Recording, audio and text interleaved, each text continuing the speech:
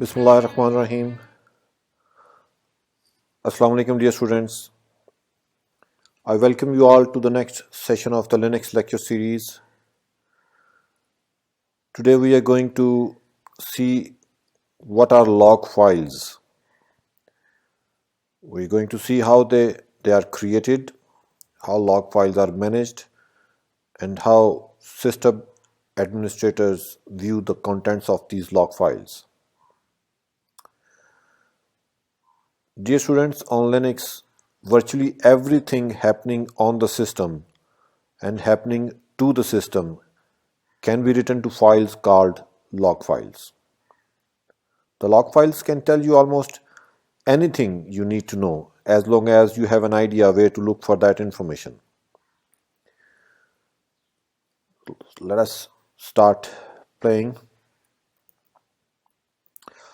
Right now I am root and my present working directory is /var/log.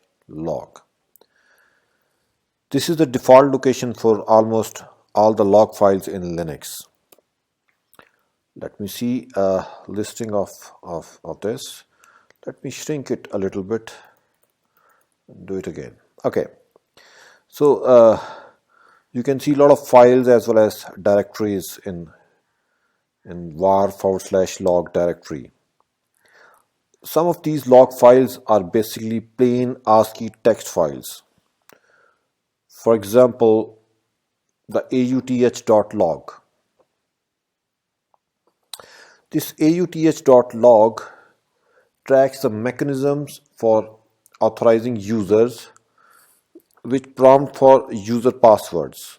For example, the sudo commands. Let me less this file. You can see a lot of entries in this file. Let me less it and let me grab Arif from this. So over here you can see that there are different entries, like for example, let me see this entry. This was an entry when Arif tries to run sudo command from pts sub1 terminal and he successfully logged in. Similarly, after this auth.log, we have another one. Let's talk about this daemon.log. This file contains information about the running daemons like the genome display manager, GDM, the MySQL database daemon, the cron daemon, and we can view the contents of this file as well as daemon.log. So again, a lot of entries.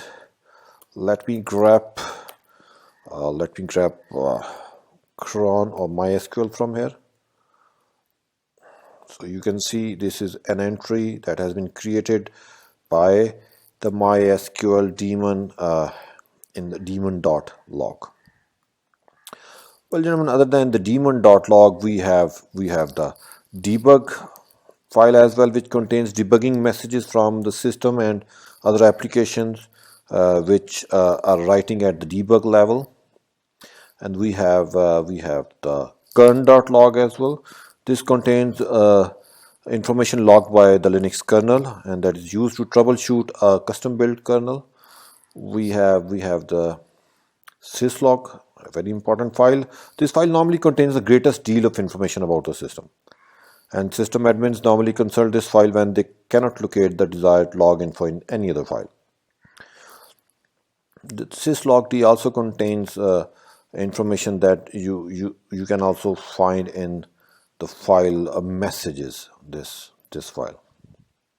So you can see, for example, tail syslog. So these are the last entries in that log. So this system log contains a lot of entries. Okay, so gentlemen, there are a lot of files which you can see over here. Most of these files are human readable, which we just talked about, but there are certain files which are not human readable. For example, this btmp file, last btmp. So this is a file that is not human readable. This is a binary file. This file records the failed or bad login attempts by users. If you want to read it, you can read it using a command that is last b. Can do man last b.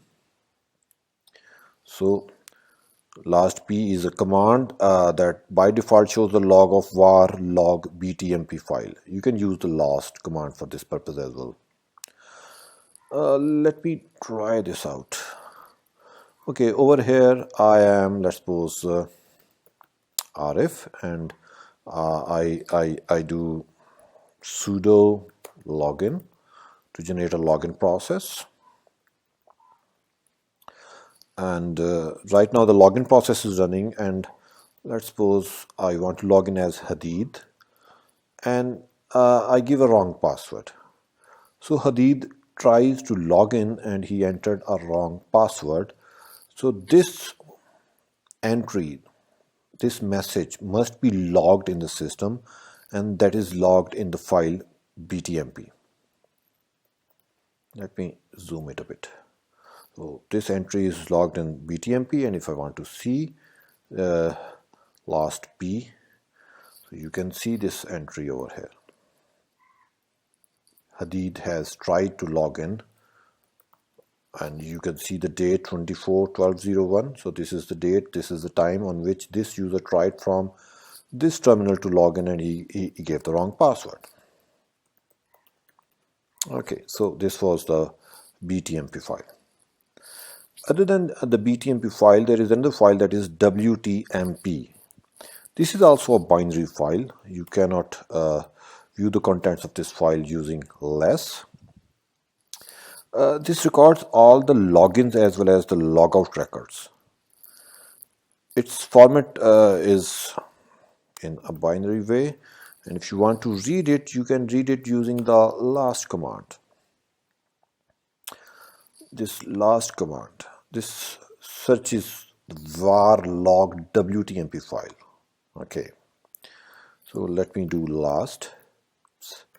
Let me do last and see the initial entries.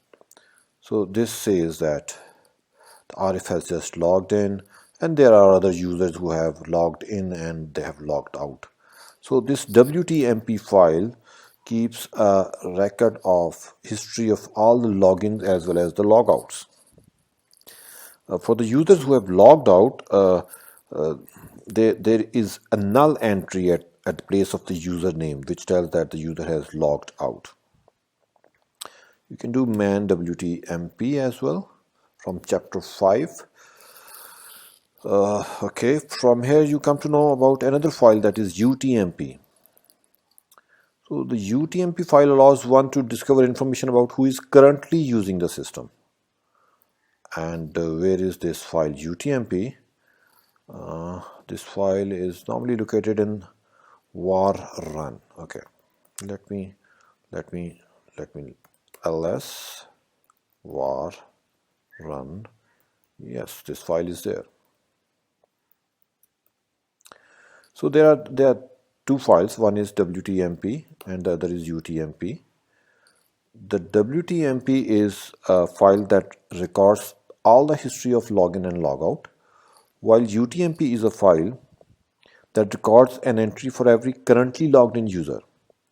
A successful login attempt by, for example, the login will add an entry in this file, and a successful logout attempt will remove an entry from this file. Let me view the contents of this file.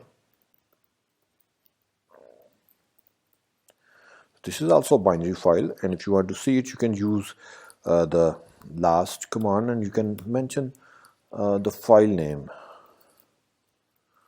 utmp. Okay, so you see it tells you the currently logged in users which are currently using the system, and the who command also uses the same file. So well, gentlemen, from this I just want to let you know that there are a lot of files in var log that keeps a record of different events that are occurring on your system. Let me talk about this file as well, dmesg. This is a log file that contains the contents of the kernel ring buffer messages when the boot process is completed. Normally there is a command as well with the same name d message MESG, which prints or control the kernel ring buffer. If you do d MESG, it shows you the contents of the kernel ring buffer. And what is a kernel ring buffer? This is a buffer that keeps all the messages. The Linux kernel keep all the messages in this buffer. And what is the reason of using this buffer? We'll talk about this after we have discussed something that is known as rsyslogd. So let me change gear. After we have seen a bit about the files in this varlog directory, you can see a lot of directories as well. Let me talk about the directories as well over here. You can see a directory over here with the name of Apache 2. This is a directory which contains log files related to Apache web server. Let me do ls and apache2 Apache 2. You can see that there are log files related to the Apache web server. You can see over here something of our interest, MySQL, that contains log files related to MySQL database server. You can see Squid, that contains log files related to Squid proxy server. You can see Samba over here as well. This contains log files related to the Samba server, and you know Samba server is normally used to connect Windows with the Linux machines. And of course, one famous directory, audit over here. So this directory, subdirectory, contains log files related to the Linux audit daemon. Okay, so let's talk about rsyslogd, man rsyslogd. So man rsyslogd is a daemon, and which is used to perform all these logging. Basically, we have seen the log files. Now we want to know who writes these log files. Right, students, at the heart of every logging mechanism is a daemon. And for Linux, it is rsyslog daemon, previously known as the syslog daemon. Let me do which as well. It resides in USR SPIM. Students, this daemon is responsible for listening to all the log messages that are sent by different parts of the operating system and maybe different applications. And this daemon is responsible for routing these messages to appropriate log files in the /var log directory. This daemon can also be configured to forward these log messages to another Linux server. So if this is the daemon, and if you remember the command systemctl, we can check out the status of this daemon, rsyslog. Okay, let me check out the status. It is active and running, and of course we can stop it and we can enable, disable, and run it. Well, the main configuration file of this daemon resides in the famous etc directory, editable text configuration directory. Let me view the file. The name of that file is rsyslog.conf. So this is the file. Okay, let me do man from chapter 5 rsyslog.conf. So it says that this is the main configuration file for the rsyslog daemon, which logs system messages on Unix machines. Please read this file out at the time of your convenience. So then what we have said that there is a daemon that is rsyslogd, and there is a file that is rsyslog.conf, which is the configuration file of this daemon. If we move on to the configuration file of this daemon, the first portion you see is the modules portion. This portion contains statements to load the loadable kernel modules required for logging process. We are not interested in this portion. Then we have another portion that is named as global directives. These portion sets some global properties of the rsyslog daemon, like the file ownership, like the file creation mode, the umask value, and so on. Right now we are not interested in these as well. So what we are interested in the third portion, that is the rules. So these are the rules. Based on these rules, the logging is done by the rsyslog daemon. So let us try to understand the format of these rules. The format is very simple, gentlemen. You have an entry over here which says something dot something. This portion which says daemon is basically the source, which is the type of the software that might generate an activity to be logged. And this can be cron, this can be daemon, this can be kern, LPR for printing, mail, user, and this can be some local facility as well. And after the dot you have a priority level. This star basically indicates the priority. And there are a lot of priorities. If I just can move down, we can see that the priority can be info, the priority can be one, the priority can be error. Let me move on to another terminal and talk about the priorities. DMESG. I don't know whether this will. Okay, fine. We have it here.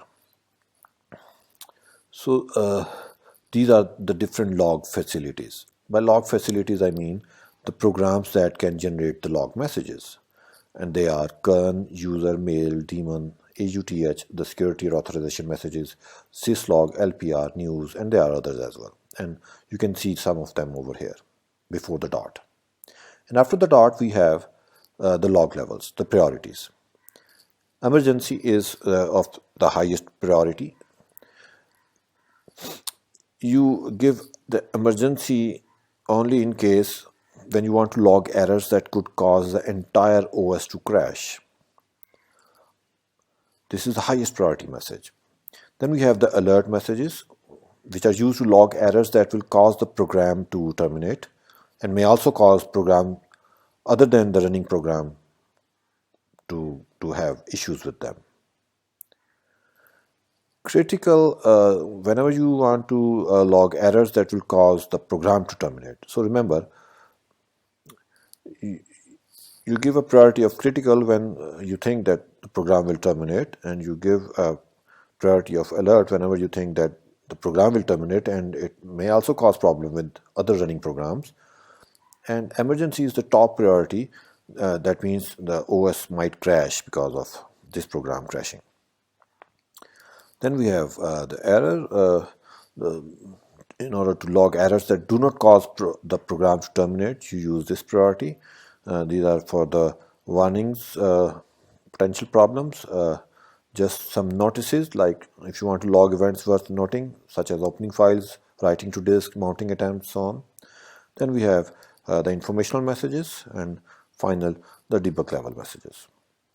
So these are the 8 priorities in front of you. There is 9 as well, which is normally none or default.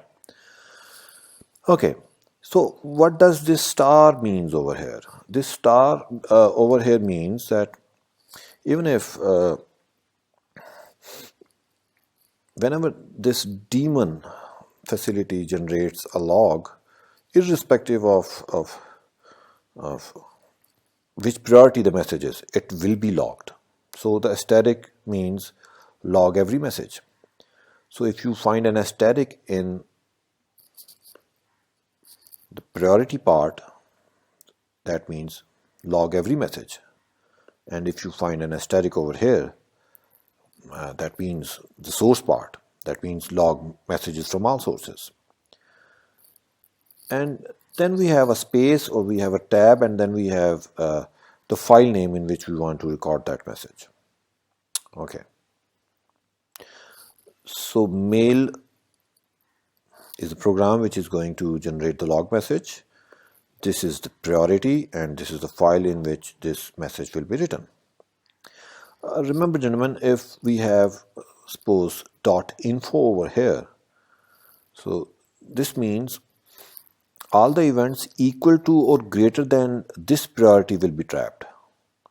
So if we have info over here, that means all messages which are of greater priority, that is info, notice, warn, critical, alert, emergency, will be logged.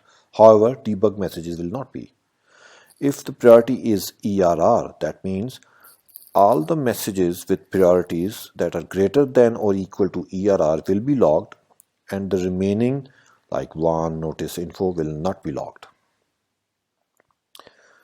Okay, so let me come back and let me sum up. What we have done is we have talked about a daemon, that is rsyslog daemon, and we have talked about its configuration file, and we have seen different rules in that file, and basing on those rules, this daemon logs entries in different files. Okay, there is a program that is known as logger.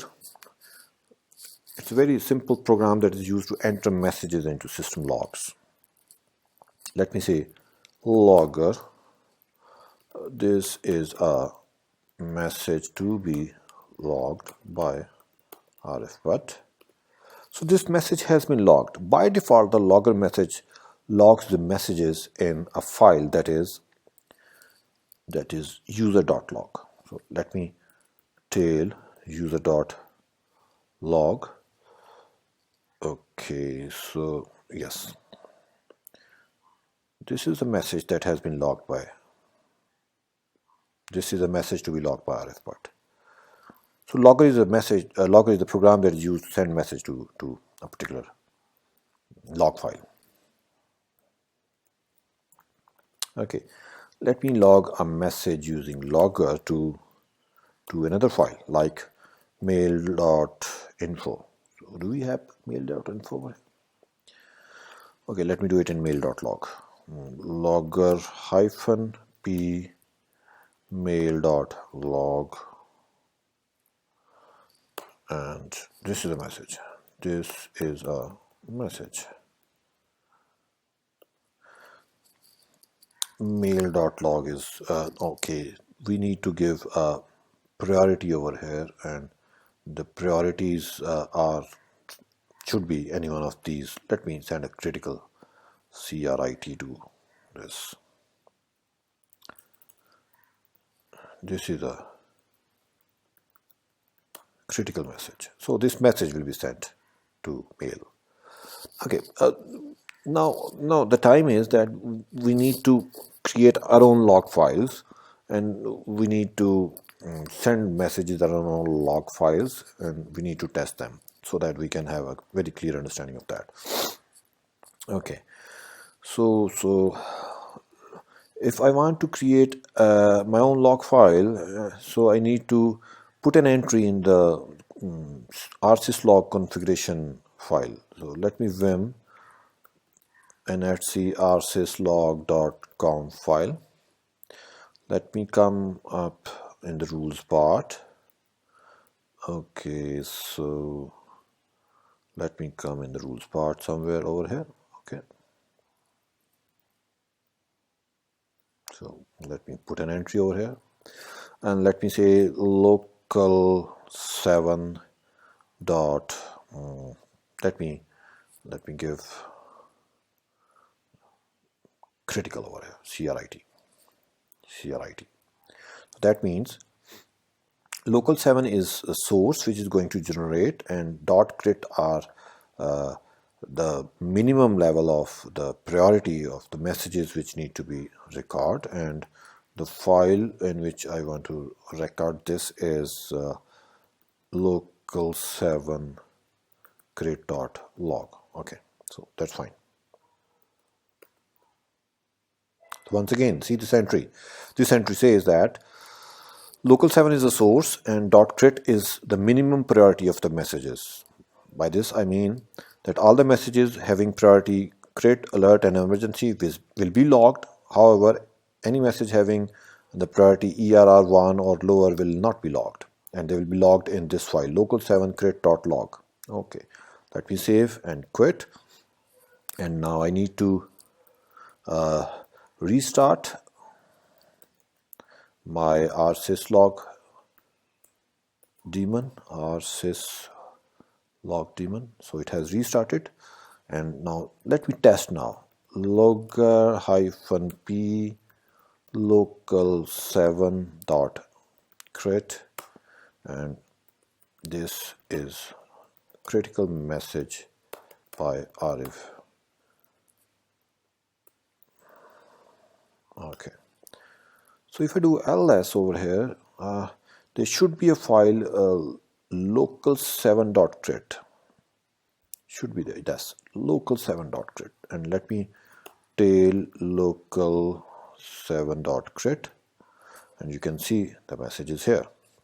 Let me send this message again. Another message. Another critical message. And let me see. So these messages are continually going into this file. They are continually going into this file, and the time will come that more and more information is written in this file, and it gets larger and larger. So here comes another concept, and that is the concept of rotating log files. Right, gentlemen, Linux uses the concept of rotating log files instead of deleting them. When a log is rotated, a new log file is created and the old log file is renamed and maybe optionally compressed as well. Once a certain number of backlogs have been generated, a new log rotation will cause the oldest log file to be deleted. So I have just done ls in the var log directory, and over here you can see a lot of files which are compressed and having a number 1, 2, 3, 4 in front of them. So daemon.log is a log file, and this is an older version of this log file containing an older data, and this is the compressed version of more older data, another compressed version, and another compressed version. So let me do ls, and let me do -l, and let me grab daemon. Okay, so now you can see over here that this daemon.log is created in December 24, and its older version is here, and its another older version is here, and its another older version is here. So what happens is that after a specified amount of time, or after a specific size of this file is renamed as .1, and a new empty file is created and the data is written in that file. And after that, this file is renamed as this, and if this file already exists, it is renamed as .2, and if this file exists, it is renamed as log.3, and if this file already exists, it is renamed as .4, and if this file already exists, this is deleted.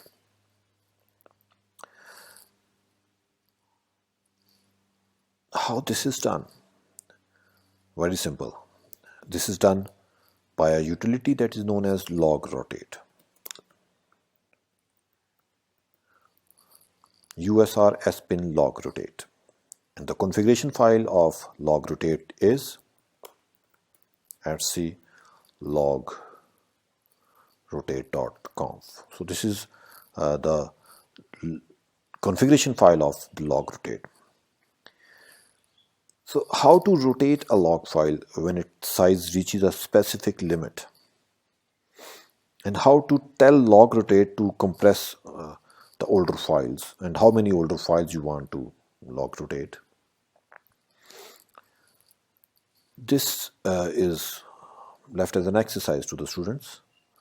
Hope after seeing the man page of logrotate and the man page of logrotate.conf in chapter 5 and viewing the contents of this logrotate file, you will be able to understand how to put an entry in the logrotate.conf and call logrotate and have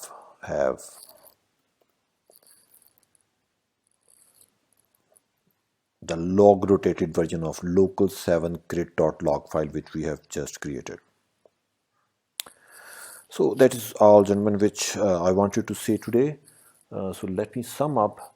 What I have done today is, in the beginning I have talked about the log files, and the log files are the files in which different system programs and different application programs write various messages. And these log files are normally located in var log, and some of these files are simple plain ASCII text files. You can read them using less, more head and tail. And there are certain files which are not human readable, and to read those files you need to use different programs, and we used the programs like last and last b. Okay, after that we talked about the concept of rsyslogd, that is the syslog daemon. This is the main daemon which is responsible for listing all the messages coming from the application programs and writing them to appropriate files. And this rsyslog daemon has an appropriate configuration file that is in rsyslog.conf, and we have seen that how we can add rules in that file and that make the rsyslog daemon put entries in different log files.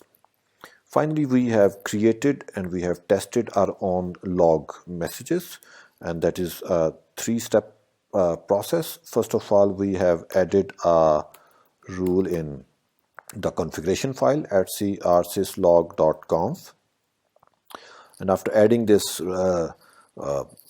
entry or rule in the configuration file, we have restarted the rsyslog daemon, log daemon. We have started it, and then finally we have used the logger program to log message or information in our just created file, and then we have seen that that message is there. And finally we have seen that there is an issue with the log files, and that is they kept on growing, and for that we need to rotate the log files, and for that as well we have talked about the log rotate utility and its configuration file, and I have kept that as an exercise for you, that you need to put an entry or a struct inside the logrotate.conf file so that the log rotate utility can do that for you. I hope that today's session was informative. I wish you all the best. Allah Hafiz.